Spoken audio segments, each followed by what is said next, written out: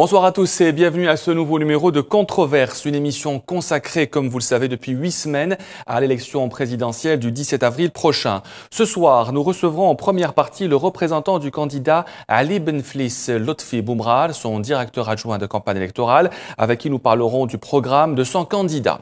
La seconde partie de cette émission sera consacrée au débat autour de la candidature du président de la République, avec deux journalistes, Amin Chikr de La Tribune et Tarek Hafid du Soir d'Algérie. On passe à présent à la première partie de Controverse. Lotfi Boumrad, bonsoir. Bonsoir Khaldani. Vous êtes directeur adjoint de la campagne électorale de Ali Benflis, chargé de la communication. Vous êtes un des plus proches collaborateurs de l'ancien chef du gouvernement. Est-ce que le moral est bon? Il est au beau fixe plus que jamais, il est très bon et nous sommes plus que jamais déterminés à aller de l'avant dans cette élection. Malgré la candidature du président de la République? Vous dites candidature, pour nous il n'y a pas encore eu de candidature puisque le président ne s'est pas déterminé lui-même, ne s'est pas prononcé, il n'a pas parlé aux Algériens, il n'a pas pour le moment déclaré lui-même sa candidature.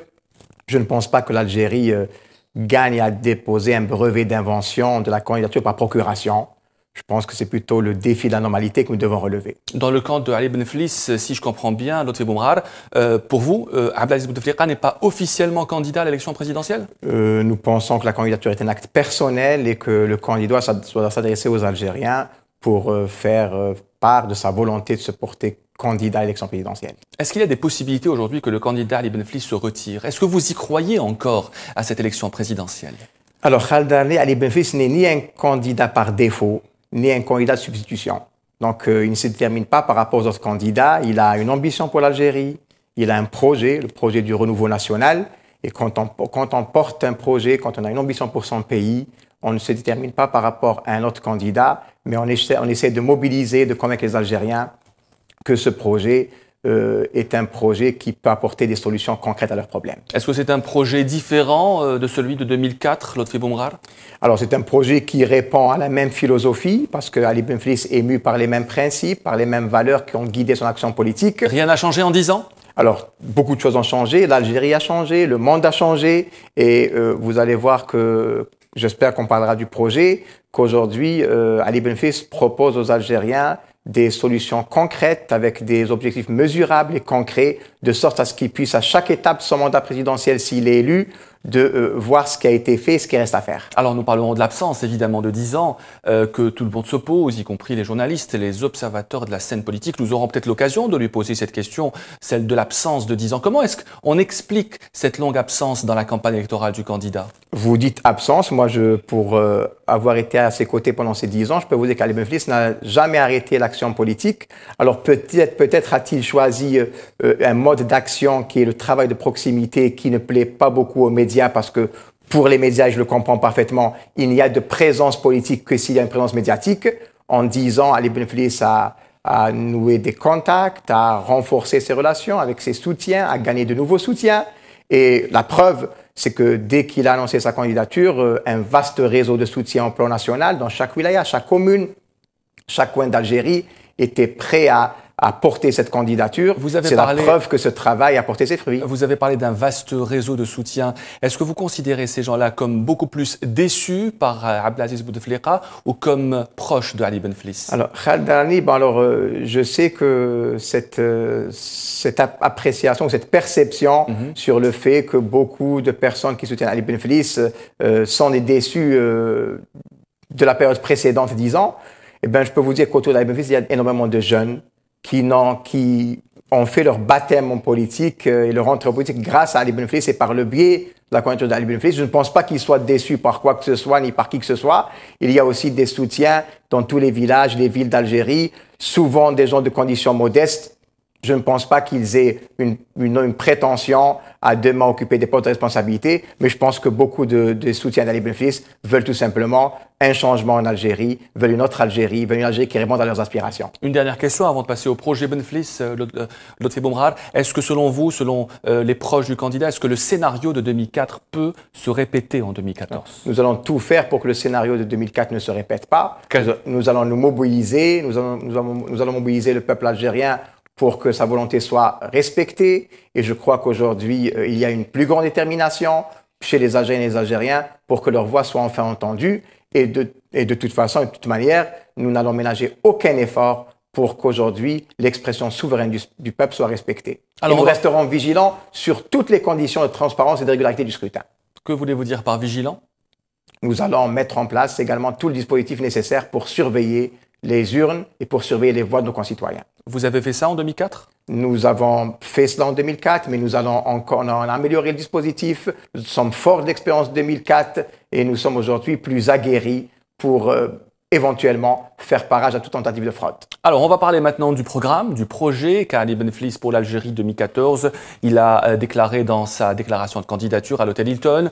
On a eu quelques idées aussi lors de son interview accordée à Cholour. Quel est aujourd'hui l'axe principal de ce programme politique? Que propose Ali Benflis comme changement radical sur le volet politique en Algérie? Alors, d'abord, je tiens à dire que d'un point de vue méthodologique, déjà, le programme va constituer une innovation en la matière, puisque, comme je vous l'ai dit précédemment, le peuple algérien pourra mesurer étape par étape la capacité des équipes en place quand Ali Benflis sera élu à honorer leurs engagements et à mettre en œuvre le programme. Donc, objectif, avec un temps déterminé pour le réaliser et les moyens qu'il faut pour le réaliser.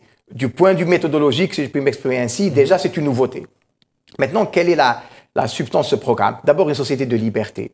Alors, vous connaissez le parcours d'Ali Benflis, militant des droits de l'homme, vous connaissez son attachement aux libertés au pluriel avec un S, et nous considérons qu'aujourd'hui, l'Algérien a besoin de jouir de plus de liberté. Alors, liberté dans le domaine politique, certainement, avec aujourd'hui la consécration d'abord du droit et de la liberté à choisir ses représentants en toute liberté et d'une manière souveraine, mais aussi liberté dans le domaine associatif, liberté dans le domaine de l'expression, liberté dans les médias. Et donc, ces libertés au pluriel constituent le fondement du programme politique d'Ali Benflis.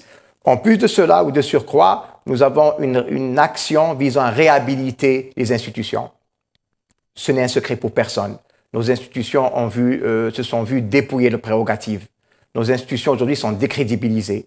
Il faut les réhabiliter dans leur rôle et il faut que ces institutions, pour qu'elles puissent redonner confiance aux Algériens, pour que les Algériennes et les Algériens puissent avoir confiance dans les institutions, il faut que celles-ci soient exemplaires.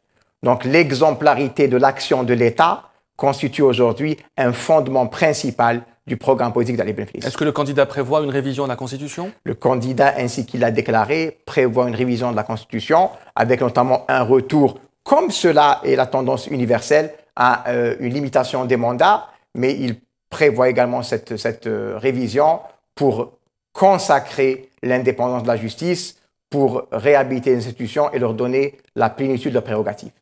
Concernant aussi cette limitation de mandat, si Ali Benflis est élu, il aura 75 ans lors du premier mandat. Est-ce qu'il pourra se représenter? Est-ce qu'il fera appliquer le principe d'alternance au pouvoir? Alors écoutez, la Constitution n'est pas faite pour un homme, elle n'est pas faite pour une conjoncture. D'abord, elle sera faite d'une manière consensuelle, de sorte à ce que tous les acteurs politiques soient associés pour que nous puissions enfin en Algérie aboutir à une Constitution de consensus.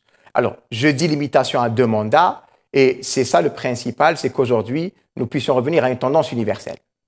Est-ce que le candidat Ali Benflis prévoit aussi de revoir en profondeur le système économique, même s'il a été chef du gouvernement par le passé et qu'il a cautionné beaucoup de réformes, même si elles ont été controversées, Lotfi Boumrad?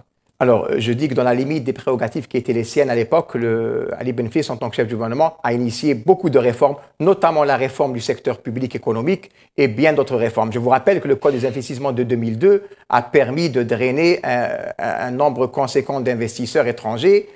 Aujourd'hui, le programme économique d'Ali Benflis fait de l'entreprise le cœur de l'action économique.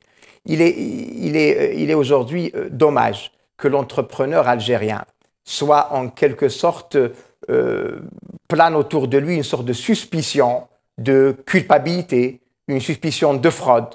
Aujourd'hui, je crois que nous devons réhabiliter l'entreprise et l'esprit d'entreprise. C'est essentiel. Et nous devons aussi faire de l'Algérie un pays attractif. Alors, dans ce programme, Ali Benflis s'engage à l'horizon 2019, donc au terme d'un quinquennat, donc de faire de l'Algérie la 5e destination dans le bassin méditerranéen en termes d'attractivité des investissements. Il s'engage à en faire la 50e destination dans le monde dans ce domaine. En 5 ans? Oui, en 5 ans. Avec quelles mesures? En termes de facteurs de coût, en termes également du climat des affaires et en termes de fiscalité. Donc, et ce qui est important dans le programme d'Ali Benflis, notamment dans le domaine économique, mais pas uniquement, c'est qu'il y a une obligation. Les pouvoirs publics auront l'obligation d'adopter les textes juridiques après une consultation préalable des opérateurs concernés et des acteurs concernés. Notamment le patronat. Laissez-moi, s'il vous plaît, vous prendre un exemple en étant très succinct. Parlons du crédit documentaire. Vous savez que la loi de finances complémentaire de 2009 a instauré cette obligation.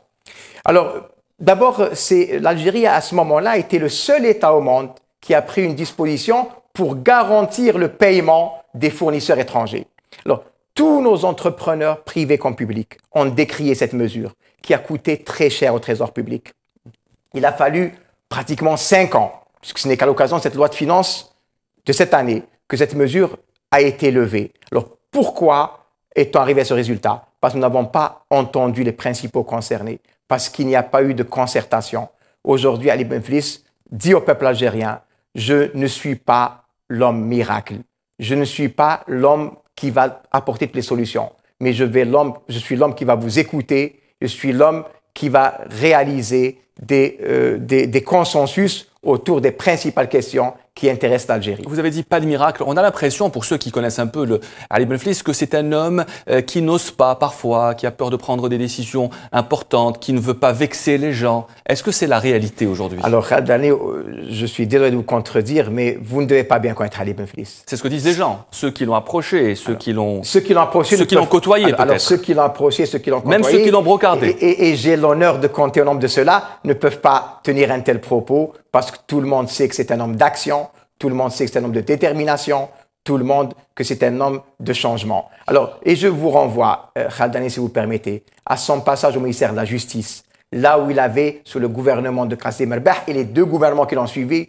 les coups des franches. Et tous les professionnels de la justice, tout corps confondu, vous diront que cette période-là est considérée comme l'âge d'or de la justice. On va revenir, puisque vous avez parlé du passé, aux 3 ans dans lesquels il était au palais du gouvernement, chef du gouvernement. Pendant ces 3 années, est-ce qu'Ali Benflis avait aussi les coups des franches? Alors, tout le monde sait dans quelles conditions Ali Benflis a exercé ses fonctions. Tout le monde sait, et ce n'est un secret pour personne. Lesquelles? Et je ne ferai offense à personne en disant que depuis 1999, il y a une centralisation qualifiée par beaucoup d'excessive du pouvoir de décision aux mains du président de la République. Donc, Ali Benflis a accompli sa mission avec des prérogatives limitées, mais il était devant le dilemme suivant. Est-ce qu'il fallait quitter le bateau parce qu'il y avait un problème d'exercice de prérogatives, ou est-ce qu'il fallait rester jusqu'à ce qu'on puisse limiter les dégâts, essayer de faire ce qu'on pouvait faire dans la limite de ce qui nous était permis de faire. C'est la deuxième solution qu'il a choisie. Il a pourtant quitté le bateau lorsqu'il était ministre de la Justice. Alors, il a quitté le bateau quand il était ministre de la Justice pour des questions de principe. Mais Ali Benflis est entré en politique par les droits de l'homme. Vous savez que c'est en fait octobre 88 qui a fait entrer Ali Benflis en politique. C'est son militantisme au sein de la Ligue algérienne des droits de l'homme qui lui a permis donc d'être appelé à ces fonctions ministérielles que vous venez de citer. Et il n'a pas accepté le fait que des Algériennes et des Algériens soient détenus, soient privés de leur liberté sans le contrôle ou hors du contrôle du pouvoir judiciaire. Donc Ali Benflis est un homme de principe, est un homme qui croit en certaines valeurs, qui a des convictions profondes, qui ne marchande pas, qui ne marchandera pas. Et c'est pour cette raison que nous avons tous un sentiment d'immense fierté d'être à ses côtés, hier comme aujourd'hui. Vous avez été un de ses plus proches collaborateurs puisque vous avez été son conseiller diplomatique lorsqu'il était chef du gouvernement. Une dernière question concernant un peu le passé de l'ancien chef du gouvernement, Ali Benflis. Vous avez parlé d'une politique du président Bouteflika qui était axée sur la centralisation. Vous avez cité beaucoup de défauts. Est-ce que Ali Benflis ne savait pas tout ça lorsqu'il a décidé de s'engager aux côtés du candidat Bouteflika en 1999 puisque c'était son plus proche collaborateur encore une fois? Alors, 99, Ali Benflis a été un partenaire, a été un des artisans du programme de 99. Et Ali Benflis vous dira aujourd'hui que je n'ai rien à renier du programme de 99, que je suis prêt à signer des 2 mains pour ce programme, bien évidemment actualisé, soit mis en application aujourd'hui. Malheureusement, chemin faisant, en cours de goutte, il y a eu déviation de ce programme. À quel moment il a su qu'il y a eu déviation? Alors, Ali Benflis l'a expliqué à l'opinion publique algérienne, un moment phare, la loi sur les hydrocarbures. Pourtant, Ali Benflis n'a jamais dénoncé en public cette loi sur les hydrocarbures, Lotfi Boumral. Vous savez, Ali Benflis a la culture de l'État. Il sait très très bien on ne construit pas l'État à force de ruptures, de fractures et de cassures. L'homme du consensus? L'homme qui est celui du changement apaisé, l'homme qui sait sauvegarder les intérêts de l'État, même au détriment de son destin personnel. Donc aucun reniement du passé, même de l'engagement aux côtés du président de la République. L'engagement aux côtés du président de la République, comme vous le dites, a été un engagement pour un programme, pour des valeurs. Ce programme reste intact, bien sûr, sous réserve d'actualiser. Et ces valeurs sont les mêmes, ce sont ceux-là mêmes qui guident aujourd'hui l'action d'Ali Benflis. Alors, pour revenir au programme du candidat Ali Benflis, en termes de signatures, vous êtes loin des 60 000 ou vous les avez dépassés? Alors, nous les avons dépassés. Alors, vous savez, la loi opère une distinction entre élus et électeurs. Pour les élus, je peux vous dire que nous avons 3 fois le nombre requis et nous attendons également la récolte ou le recueil de signatures de plusieurs partis qui nous ont soutenus. Et pour les électeurs, et je dois préciser, pour la bonne information de nos téléspectateurs, que nous avons des signatures d'élus de nombre de partis politiques et dans toutes les wilayas du pays. Pour les électeurs, nous avons largement dépassé le cap des 60 000. Est-ce qu'il y a une probabilité que certains candidats à l'élection présidentielle, candidats à la candidature, soutiennent celle de Ali Benflis? Alors, d'abord, beaucoup de personnalités politiques et de partis politiques, et non des moindres, soutiennent Ali Benflis. Je n'écarte pas l'hypothèse que d'autres personnalités le rejoignent, mais vous comprendrez que je laisse à ces personnalités le soin d'annoncer cela. On va revenir au programme économique du candidat qui est quand même un des axes principaux de ce qu'il propose. Quelle est aujourd'hui la différence entre ce que propose le candidat Ali Benflis en matière économique et avec ce qui est appliqué aujourd'hui en Algérie depuis 15 ans? Alors, d'abord, une différence d'approche. Je l'ai dit, la concertation préalable à toute action, à toute décision, à tout texte qui régit l'économie comme un autre secteur. Et puis, une autre différence notable, c'est que Ali Benflis va donner aux Algériens les instruments de mesure de l'efficacité de l'action publique. Quand Ali Benflis vous dit, à l'horizon 2019, nous aurons une croissance qui ne sera pas en deçà de 7%. Ce sera mesurable. Pardon, Khaldani. Allez-y. Quand Ali Benflis vous dit, à l'horizon 2019, nos exportations hors hydrocarbures atteindront au minimum 5 milliards de dollars, c'est mesurable. Les Algériens pourront juger par eux-mêmes si les promesses sont tenues. Et enfin, un dernier exemple, quand Ali Benflis vous dit que nous aurons au moins un taux de croissance de 7%, qui va certainement passer à la fin du quinquennat à une croissance à 2 chiffres, les Algériens pourront le mesurer. N'est-il pas étonnant, Khaldani, que l'Algérie, avec son immense potentiel, ses grandes richesses, et un taux de croissance inférieur à des pays voisins qui vivent une situation de crise? Moi, je ne peux l'accepter. Ali Benflis ne peut l'accepter parce qu'il a une autre ambition pour l'Algérie. À vous attendre, on pense que le candidat va donc améliorer le climat d'affaires. Pourquoi, dans ce cas-là, aucun patronat, aucune organisation patronale ne le soutient, Lotfi Boumral? Alors, aucune organisation patronale peut-être, mais autour d'Ali Benflis, il existe des entrepreneurs, de jeunes entrepreneurs, de moins jeunes entrepreneurs qui sont convaincus de son programme et qui ont pris une part active à son élaboration. Ali Benflis, pour l'élaboration de son programme, a réuni de l'intelligence algérienne, des experts de très haut niveau qui appartiennent à tous les secteurs, qui excellent dans tous les domaines. Et il a essayé et il a réussi à avoir aujourd'hui un programme ambitieux, mais surtout réaliste pour l'Algérie. On va parler d'emploi, puisque c'est un thème extrêmement important. Beaucoup de gens nous interpellent concernant l'emploi, spécialement celui des jeunes. Est-ce qu'il y a une politique différente que celle qui a été menée lorsqu'il était chef du gouvernement? Est-ce qu'il y a des innovations, des propositions concrètes aujourd'hui en matière d'emploi? Doubler le nombre de créations d'entreprises d'ici 2019. Réduire le chômage des jeunes, je dis bien des jeunes, à 15% à l'horizon 2019. Mettre en place des dispositifs d'aide pour que réellement le secteur informel puisse être transformé en foisonnement de micro-entreprises qui bénéficieront d'un traitement ou d'un régime fiscal particulier.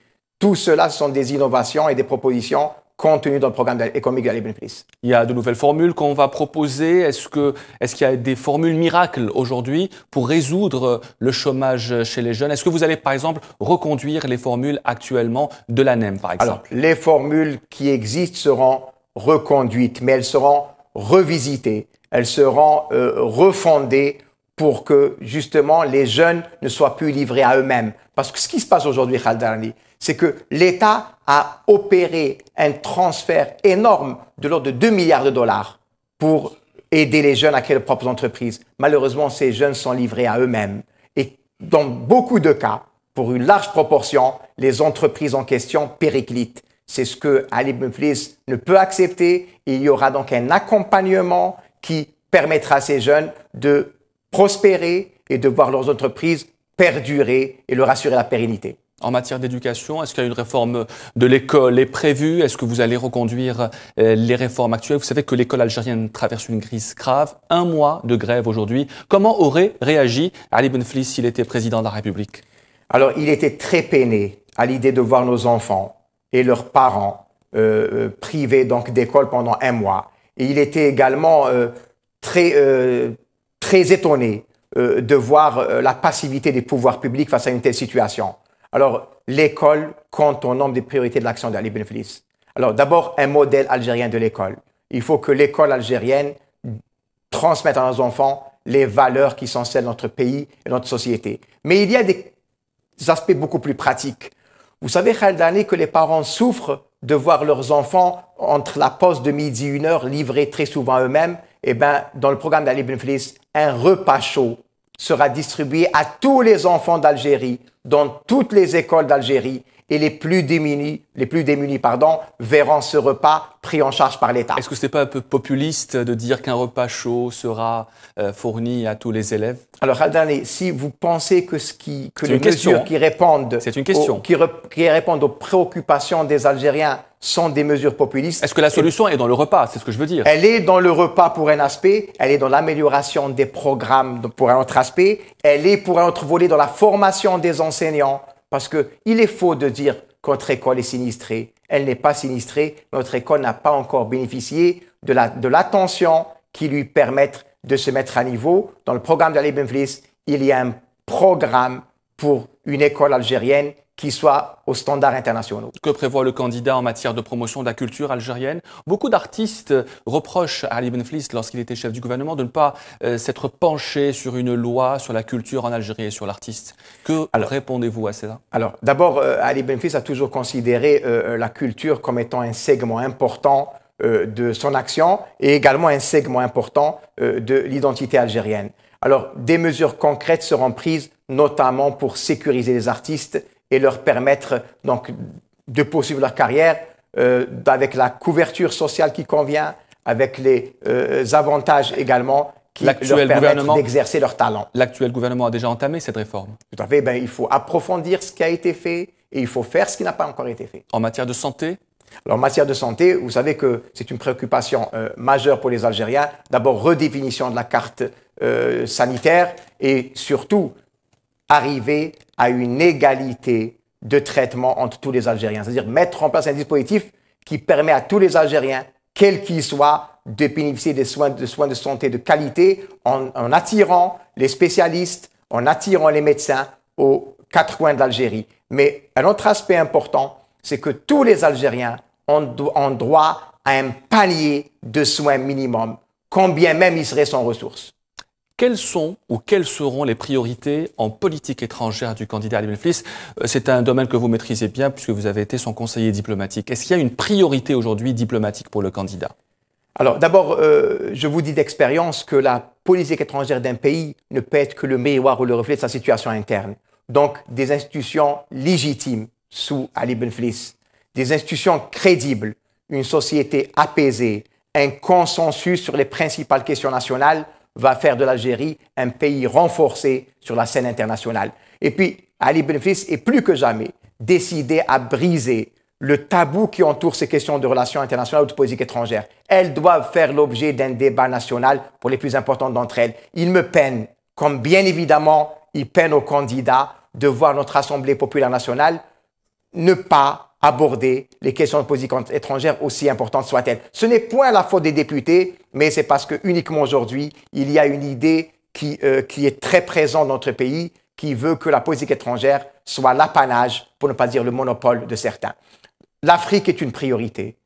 L'Afrique est notre arrière-pays stratégique. Et je regrette que durant des années, au plus haut sommet de l'État, il n'y ait pas eu une seule visite bilatérale vers des pays africains, y compris les pays limitrophes qui font partie de notre ceinture de sécurité. L'Afrique est liée à l'Algérie, d'abord par la proximité géographique. L'Afrique représente pour nous un marché d'une extrême importance. Et je me permets ici d'aborder la question de la diplomatie économique. Aujourd'hui, nous n'avons malheureusement pas une stratégie en la matière. L'Afrique est un marché porteur pour les entrepreneurs algériens, est un marché porteur pour les produits algériens. Et malheureusement, nous avons déserté ce terrain pour laisser, la nature ayant horreur du vide, nos voisins l'occuper. Le Maghreb, est-ce que c'est une priorité aussi? Le Maghreb est un aspect stratégique et important de la politique étrangère. Dans le programme d'Ali Benflis et dans sa déclaration de candidature, cet objectif est inscrit parmi les priorités. Simplement un Maghreb qui se construit et qui se construira sur la base de la défense des intérêts légitimes de toutes les parties. Y compris celle du Sahara occidental? Y compris celle du Sahara occidental. Il y a, Khaldani, un consensus national sur cette question dans notre pays. Pourquoi? Parce que le peuple algérien, qui a arraché son indépendance au prix d'une lutte dont tout le monde connaît l'intensité, a quand même, en fin de parcours, pu s'exprimer grâce à un référendum d'autodétermination. Nous ne pouvons pas, en tant qu'Algériens, refuser au peuple sahraoui ce que nous avons, le droit que nous avons exercé nous-mêmes. Est-ce que le candidat Benflis ouvrira les frontières terrestres avec le Maroc s'il est élu? Le candidat Benflis préservera les intérêts de l'Algérie. Il les défendra avec énergie, avec détermination, et il fera tout ce qui ira dans le sens des intérêts supérieurs de notre pays. Est-ce qu'il ouvrira les frontières terrestres avec le Maroc? Il fera cela quand nos intérêts seront préservés, quand cette ouverture servira les deux peuples et quand il sera certain et persuadé que le peuple algérien et que l'Algérie en tirera profit. Est-ce que le candidat Benflis fait encore confiance, Lotfi Boumrar, aux partenaires occidentaux, notamment aux États-Unis et à la France? Alors, Ali Benflis, c'est une diplomatie algérienne qui fera entendre sa voix. Parce que ce sont des partenaires qui, dit-on, voulaient le soutenir en 2004, mais se sont peut-être rétractés? Ce propos n'engage que vous, Khaldani. Moi, je vous dis qu'Ali Benflis va œuvrer pour que la voix de l'Algérie soit entendue, pour que l'Algérie ait des positions claires et que, enfin, l'Algérie défende ses intérêts sans complexe, avec détermination. Notre émission s'achève. Nous passerons dans quelques instants à la deuxième partie. En tant que représentant du candidat Ali Benflis, je vous laisse brièvement le mot de la fin.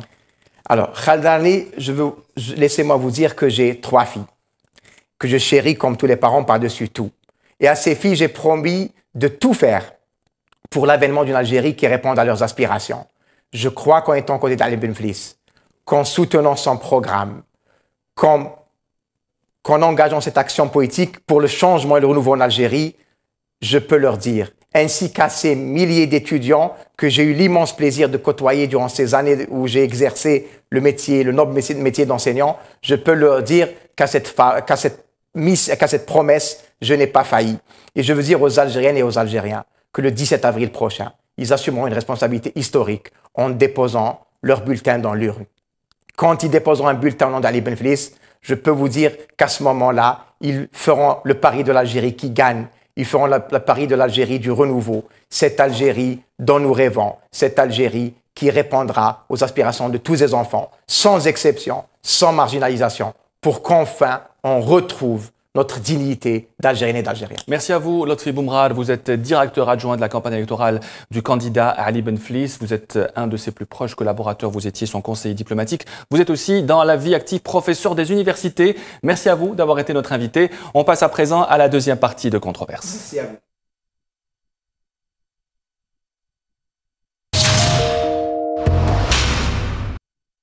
On passe donc à la deuxième partie de controverse, une deuxième partie consacrée au débat concernant la candidature de Abdelaziz Bouteflika et celle de Ali Benflis aussi, puisque c'est le principal concurrent. Avec nous ce soir sur le plateau, deux journalistes. Amine Chikr, vous êtes rédacteur en chef de la Tribune. Bonsoir. Bonsoir. Avec nous également Tarek Hafid, vous êtes journaliste au Soir d'Algérie. Avant d'entamer ce débat politique sur ces candidatures, on va regarder ce micro-trottoir qui a été préparé par Neila et Hamouda concernant les candidatures du président de la République et de son ancien chef du gouvernement. Ce n'est pas une surprise la candidature d'Abdelaziz Bouteflika, parce que les gens ne veulent pas le changement. Non, je ne suis pas très chaud pour sa candidature au fait. Mais je ne pense pas qu'il va continuer 5 années, c'est les autres qui vont travailler à sa place. Il ne trouvera jamais une autre personne qui pourra remplacer Abdelaziz Bouteflika. Il est un petit peu trop vieux pour se présenter, mais ça, je trouve un côté rassurant quand je sais que c'est lui le président. Il est dépassé. Ça y est, ça fait vieux jeu. Il faut savoir partir. Il faut savoir quitter la table quand l'amour est desservi. Ce mandat-là sera un mandat de trop, je pense. Donc, tout simplement. Ce qui concerne la candidature de M. Benflis, on espère qu'il y aura un changement quand même. Je ne pense pas non plus que M. Benflis pourra rapporter grand-chose aussi comme changement. En sa qualité de bête nichewit al-Loures, c'est un homme honorable, fier, un homme de principe pour un seul et unique mandat. Franchement, il est temps d'avoir de nouvelles têtes et d'avoir un technocrate. Il est temps maintenant, c'est-à-dire de laisser la place à la jeunesse. Peut faire quelque chose pour le pays, pour le Watan Wakhlas. Je ne pense pas qu'il va suivre le programme du président. Parce que le programme du président, c'est un programme spécial. Personne ne fera quoi que ce soit, je suis désolée. Je ne crois pas que n'importe quel candidat va ramener quoi que ce soit, parce que je ne crois pas que c'est lui qui prenne les décisions. Franchement, qu'il serait temps d'avoir un nouveau président et pas celui-là. Je suis pour un changement, je ne suis pas pour la continuité dans cet état.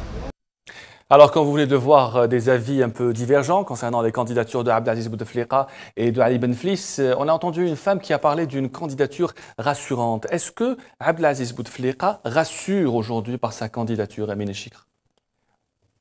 J'ai eu l'occasion de faire quand même un petit peu le tour d'Algérie en accompagnant le Premier ministre Sellel dans ses visites d'inspection et de travail.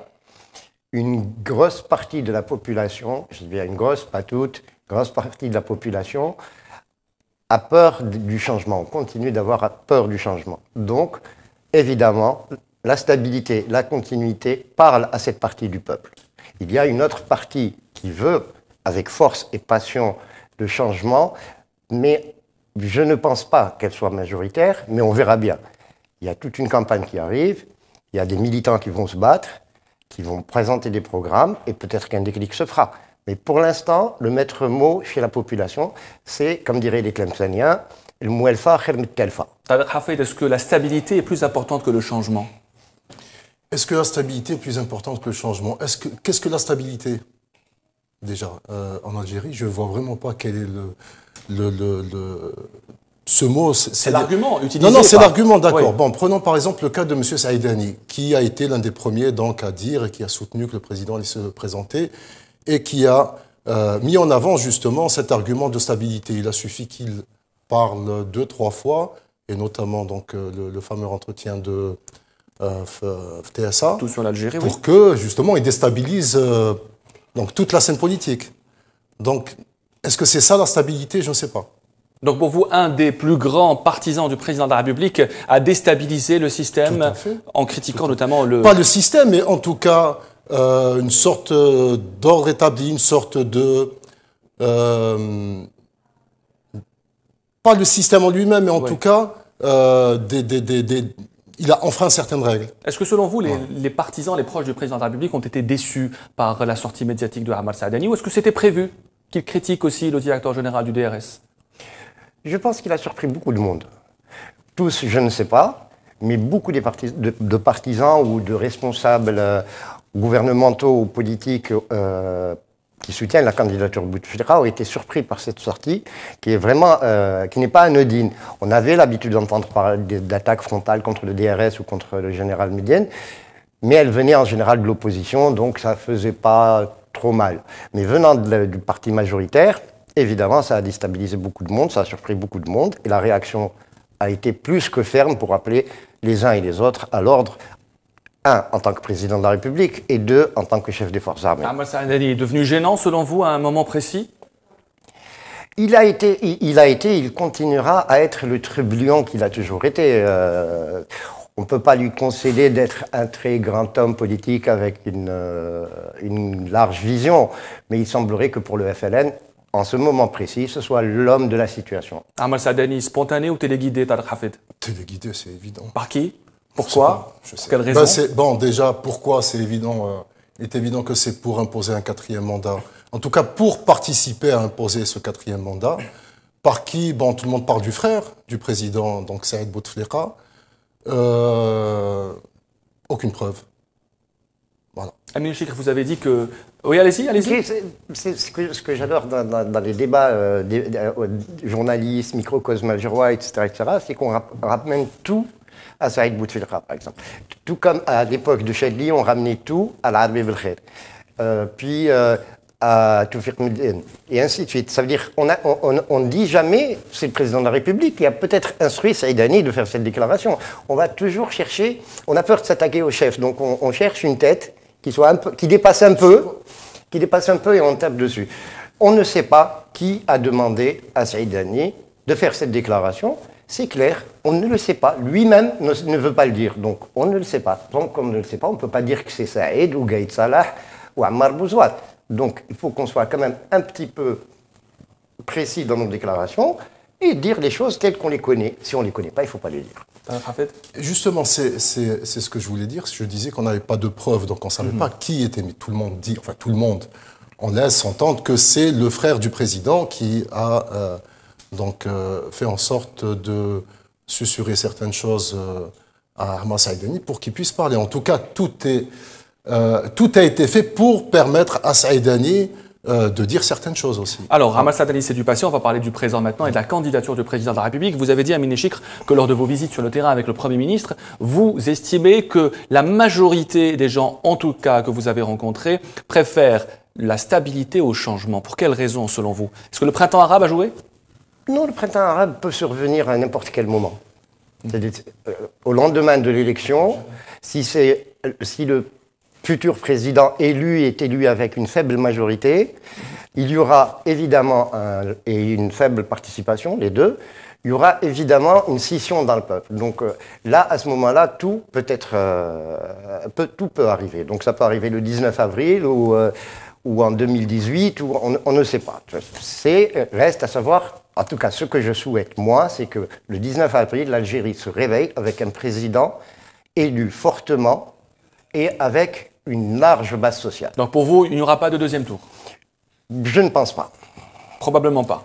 Probablement. Est-ce que la candidature de Abdelaziz Bouteflika a surpris les gens aujourd'hui? Non, elle n'a pas surpris. Moi, ce qui me fait de la peine par rapport aux autres candidats, c'est dans les écrits, quand on dit que le jeu est fermé, quand on dit qu'ils n'ont aucune chance, etc., etc., déjà on les casse. On a passé pratiquement 3 mois, et particulièrement depuis l'annonce de candidature d'Ali Benflis, qui est le concurrent le plus sérieux, à oublier de parler des candidats déclarés et de faire des papiers sur la supposée candidature ou pas du président de la République. Ça veut dire qu'on avait déjà tué la candidature de Benflis. Ça, je trouve que c'est une démarche qui n'est pas très éthique. Est-ce que selon vous, la candidature de Benflis est morte? La candidature est mal partie en tout cas, notamment dans les médias. Pour quelle raison? Justement, par cette focalisation des anti-Boutef à tout prix sur Bouteflika, au lieu de soutenir ce qui aurait été une démarche normale. Si je suis contre Al-Darani, je soutiendrai Tariq Hafid. Je ne passerai pas mon temps à parler de Bouteflika. On lui a rendu le meilleur des services, je pense. Ali Benflis, oui, allez-y. Non, c'est-à-dire je comprends un peu la démarche, en fait, ce qu'explique notre ami Amine. Abdelaziz Bouteflika n'est pas une victime. Abdelaziz Bouteflika n'est pas une victime. C'est-à-dire la façon dont on est en train d'en parler, de parler de cette supposée candidature, Abdelaziz Bouteflika n'est pas une victime. Il a absolument tous les leviers pour être réélu pour un 4e mandat. Après, tout ce qui se dit dans les médias, il y a beaucoup de manipulation. Voilà, ça c'est évident. Est-ce que pour vous, le candidat Ali Benflis a encore des chances aujourd'hui, malgré la candidature du président? Même si dans le camp Ali Benflis, on considère que le président n'est pas officiellement candidat. il est évident que si la candidature est confirmée, celle de Abdelaziz Bouteflika, donc le 4 mars par le Conseil constitutionnel, il sera président. Est-ce que ce sera le remake de 2004, puisque vous avez été au cœur de l'événement en 2004 Vous étiez aux côtés de Ali Benflis. La différence, c'est que... Enfin, aux côtés, en matière de couverture, bien sûr. Oui, oui, bien sûr. La différence, c'est que les jeux, la stratégie a été mise en place pour faire en sorte que Benflis soit président durant la campagne. Là, actuellement, la stratégie est tout autre. C'est réellement un passage en force. On a laissé croire à Benflis qu'il serait président en 2004. Là, la stratégie est de dire non, Bouteflika passe, et si Bouteflika passe, il sera président. Est-ce qu'on va vers le remake de 2004, selon vous, Amine Chikr? Chaque élection est particulière. Celle-ci aussi présente une particularité. D'abord, on voit la quasi-disparition des acteurs des années 90. C'est déplorable, à mon sens, de voir des partis comme le RCD, le FFS, les islamistes modérés, entre guillemets... On va parler du boycott, allez-y. Qui se retirent du jeu et qui appellent au boycott de cette élection. Ils sont des adversaires déclarés de Bouteflika. Ils devraient, à mon sens, dans une démarche plus intelligente, collective, soutenir la candidature qui aurait apporté le plus. Donc celle d'Ali Benflis. Celle d'Ali Benflis. Ouais. En boycottant, ils affaiblissent aussi le camp d'Ali Benflis. Et ils renforcent encore une fois le candidat de la stabilité et de la continuité. Donc c'est toutes ces démarches. C'est-à-dire que c'est le niveau politique, le niveau de conscience politique de notre classe politique et de notre classe médiatique qui demande à être revu, réévalué. Le boycott, oui, allez-y. Juste pour, à propos de ce que disait Amine, donc c'est vrai que le personnel politique des années 90 s'est effacé, mais c'est le personnel politique des années 50 et 60 qui perdure, à travers le président Bouteflika. Est-ce que selon vous, donc il faut peut-être pour que le personnel politique des années 90 puisse reprendre un peu... c'est-à-dire qu'il faut attendre quoi? Il faut attendre 2030, 2050? Excuse-moi, mais j'ai envie de dire, c'est les septuagénaires qui sont candidats. On a eu la candidature de Bouteflika à 76 ans, on a la candidature de Benflis 70 ans, il y a eu un large mouvement médiatique autour de la personnalité de Hamrouche 74 ans, on parle de Tawfiq Medine 74 ans, on parle de Gaïd Salah 75 ans. C'est un problème de génération. Non, le problème c'est que notre génération a peut-être démissionné. La faute à qui? La faute à tout un ensemble. 10 années de terrorisme, c'est pas rien. On met tout sur le dos du terrorisme. 10 années de terrorisme, c'est pas rien. Je mettrai tout sur... Mais alors là, j'accablerai, toute ma vie, le fils et comment il a divisé le peuple et qu'est-ce qu'il a fait dans ce pays. 10 années de terrorisme, c'est pas rien. Après 10 années de terrorisme, les gens pensent à vivre. Quand on sortait pas, quand on n'allait pas en boîte, on n'allait pas danser, on n'allait pas au resto, et ben après, on a envie de vivre, on a envie de respirer. Puis après, on aspire à avoir un logement, à avoir un emploi. Donc, il y a eu tout un contexte qui fait que l'action politique, et puis c'est tous les mêmes, et tous les partis, c'est des nuls, ils pensent qu'à manger, c'est tous des corrompus, a fait qu'on en soit arrivé à ce que être dans un parti politique, c'est mal vu, donc ça veut dire qu'on est corrompu, qu'on cherche à être, etc. Et donc, il vaut mieux aller faire du commerce ou un truc comme ça. Donc, on a abandonné, du moins, je pense qu'une grande frange de notre génération, les cinquantenaires et les quadras, ont abandonné la bataille. Tu as fait de la faute à la décennie noire? Pas du tout. C'est qu'il y a un personnel politique qui est vieillissant, qui est totalement... qui veut absolument verrouiller le jeu politique, et c'est ce qui se passe actuellement avec Abdelaziz Bouteflika.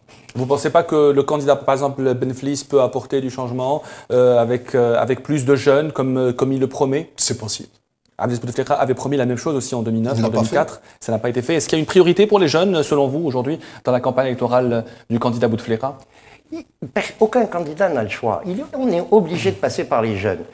Quand on dit que c'est un personnel politique vieillissant, quand je vais à l'APN ou quand je vais dans les APC, quand je vais dans les meetings, il n'y a pas que des vieux. Il n'y a pas que des vieux. Quand je dis personnel politique vieillissant, je parle des personnes qui ont le pouvoir réel. Quand on voit ce n'est pas dans une APC qu'on a le pouvoir, ce n'est pas l'APN non plus qu'on a le pouvoir. Quand on voit les membres du gouvernement, ce n'est pas tous des gens qui ont 70 ans. Le ministre du Tourisme en a 44, je crois. Le ministre du Tourisme en Algérie. Oui, c'est un ministre, ça reste un ministre. Il prend des décisions qui auront des bonnes ou mauvaises, mais qui auront des implications par la suite. Bien sûr. Les septuagénaires, il n'en reste plus beaucoup. Hein. Est-ce que le boycott profite au candidat président, comme on disait en 2009, le candidat président? Est-ce que le boycott profite à Abdelaziz Bouteflika aujourd'hui? Le boycott de certains partis? Je pense qu'il faut maintenant être très réaliste et il n'y aura pas de véritables élections. C'est-à-dire que je suis persuadé, et comme beaucoup de monde, que c'est encore le collège des grands électeurs, donc les 48 wali, qui vont faire en sorte qu'il y ait des résultats en faveur du Pour vous, le scrutin est fermé? candidat. Totalement. En 2009, pour vous? C'est simple. Si la candidature d'Abdelaziz Bouteflika est confirmée, il sera président. Mais est-ce que le président est populaire? Il faut demander... Vous savez, on n'a pas les outils qu'il faut en Algérie, les instituts de sondage. En 2009, il y avait des bureaux de vote où le candidat Bouteflika avait eu 100% bien sûr. des Non, mais il faut surtout pas dire que le président Bouteflika n'est pas populaire. Bien sûr qu'il est très populaire, sûrement. Mais après, est-ce qu'on a les moyens en Algérie pour savoir, pour connaître donc le taux de popularité d'une personnalité politique? On ne l'a pas. Amine Chikr, la popularité du président. Après, qu'est-ce qui reste? Excusez-moi. Il reste la télévision d'État, il reste... La télévision publique, oui. Voilà. Amine Chikr, la popularité du président. On est toujours dans les... Il est très populaire. Oui. Il est très populaire. Beaucoup le considèrent comme un père. Beaucoup le considèrent comme un père. Donc, la question, il rassure. La réponse, il me rassure, c'est il me rassure comme un père. Maintenant, comment transformer cette popularité en voix, c'est autre chose. Ali Benflis aussi est très populaire. Il est connu. Ça ne s'est pas vu en 2004. Mais ça ne peut pas se voir parce qu'à chaque fois, quand on est face en Algérie, face à un candidat qui se représente, on est persuadé qu'il va passer. Et donc, même les équipes qui soutiennent Benflis commencent à démissionner, commencent à perdre espoir. C'est dommage. C'est dommage. La bataille se joue dans les urnes. Pensez que les 48 wali vont inverser le vote dans le contexte dans lequel on est. Il suffit de voir ce qui se passe en Ukraine ou ce qui s'est passé chez nos voisins. J'ai des doutes. J'ai des doutes. À qui profite selon vous la lettre écrite par Mouloud Hamrouche, l'ancien chef du gouvernement? À lui-même d'abord. Pour quelle raison? Je pense qu'il se place déjà dans l'après-candidature, l'après-élection. Donc, il remontre une disponibilité à être un acteur politique de premier plan et il se place éventuellement pour peut-être revenir au FLN, puisqu'il a été membre du bureau politique du FLN à l'époque où le FLN était autre chose que ce qu'il est maintenant, hein, c'est-à-dire sous la direction d'Abdelhamid Mahri, etc. Il se replace peut-être pour éventuellement revenir au FLN, reprendre le FLN. Il se place peut-être pour revenir en tant que chef de gouvernement, je ne sais pas. Mais en tous les cas, il a fait une sortie et il se place juste après le 19. Je ne pense pas qu'il soit candidat. Est-ce que c'est un message crypté qu'a voulu délivrer Mouloud Hamrouche ou est-ce que le message est clair? Totalement crypté. Beaucoup de journalistes ont eu du mal à décrypter. À le décrypter? Puisque que veut-il dire Mouloud Hamrouche dans sa lettre? Que voulait-il dire? Il appelle à l'intervention de l'armée quand même. D'une certaine façon, bien sûr, il a demandé à l'armée de prendre ses responsabilités, mais comment, on ne sait pas, il ne donne pas de voix claire. Il a présenté un peu comment sa façon de voir un peu l'Algérie, ce qu'il propose donc en termes de liberté, de démocratie. Mais je pense qu'il faut attendre, on parle d'une deuxième lettre, donc il faut attendre la deuxième lettre pour essayer de comprendre, pour décrypter. Voilà. Alors, pour revenir à la candidature de Abdelaziz Bouteflika Amine Chikr, les gens mettent en doute évidemment ses capacités à gérer le pays. Alors, les questions sont nombreuses. Comment va-t-il voter? Comment va-t-il prêter serment? Que prévoit aujourd'hui l'équipe de campagne, selon vous, du candidat Abdelaziz Bouteflika? Je ne sais pas ce que prévoit Abdelaziz Bouteflika lui-même, parce que ce sera lui le patron de sa campagne, sa propre campagne, connaissant le personnage, c'est lui qui prendra les décisions qui le concernent. Concernant sa capacité à gérer ou ne pas gérer le pays, je me référerai d'abord à deux personnalités qui l'ont vu et qui ont dit qu'il allait bien et qu'il avait beaucoup de courage. Donc Jean-Marc Ayrault, le Premier ministre français, qu'il a rencontré, qu'il a reçu, et le maire de Paris, j'ai oublié son nom. Bertrand Delanoë. Bertrand Delanoë. Après, je prendrai la lettre qu'a faite le président de la Tunisie à Bouteflika, le remerciant de les avoir aidés à arriver au résultat, c'est-à-dire l'adoption de la nouvelle constituante. Ça veut dire que Abdelaziz Bouteflika, en recevant à plusieurs reprises Beji Caïd Sebsi et Renouchi, a réussi à être soit un médiateur, soit à essayer de rapprocher les positions des uns et des autres pour éviter à la Tunisie de connaître une impasse encore plus longue. Donc, d'après ces personnages étrangers, Abdelaziz Bouteflika va bien et fait son boulot. Après, ceux qui ne l'ont pas vu m'expliquent qu'il est mourant, qu'il n'a aucune capacité, qu'il est lucide une demi-heure par jour, etc. etc. Bon, je veux bien, mais ils ne l'ont pas vu. Ceux qui l'ont vu ont dit une chose, ceux qui ne l'ont pas vu disent autre chose, et puis le citoyen choisira qui a raison et qui a tort. Et pour vous, il faudrait bien sûr croire ceux qui l'ont vu, ceux avec qui il a discuté. Je pense bien. Je vais vous parler de votre père, je vais dire il a ceci et cela alors que je ne l'ai jamais rencontré. Et vous vivez avec lui.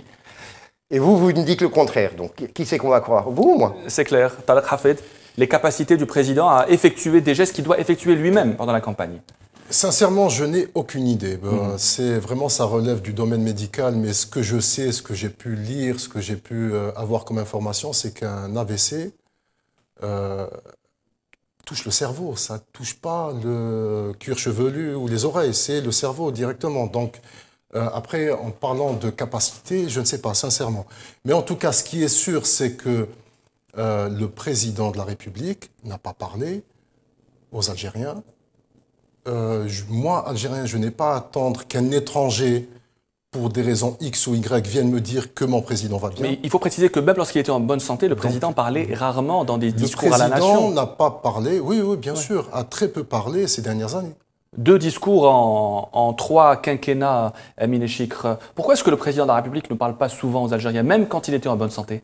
De discours, je ne crois pas que ce soit de discours. Mais, en 3 quinquennats. Oui, le premier après son élection, mai 99 et avril donc 2011. Donc on zappe l'adresse à la nation le 31 décembre.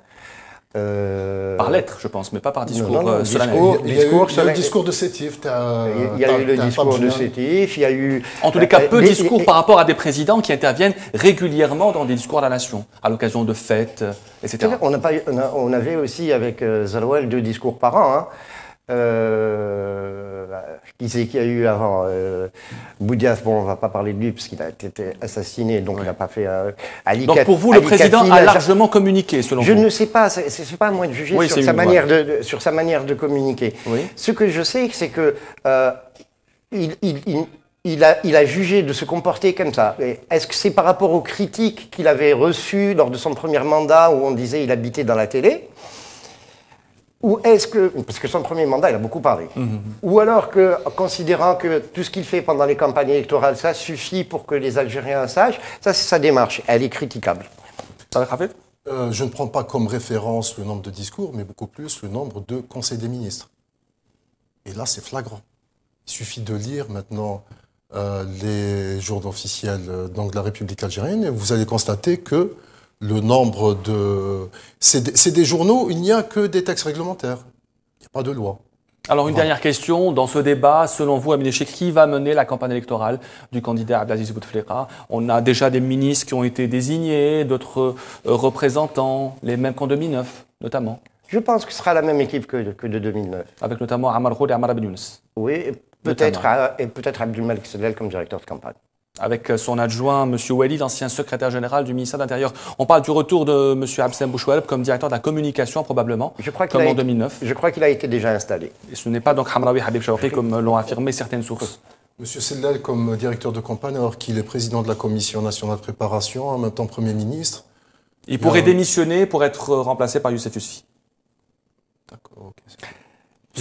Vive la République. Ce débat est donc terminé. Merci à vous, Amine Chikr. Vous êtes rédacteur en chef de la Tribune. Merci également à vous, Tariq Hafid, journaliste au Soir d'Algérie. Tout en controverse, c'est terminé. Merci à vous de nous avoir suivis. À mercredi prochain. Merci.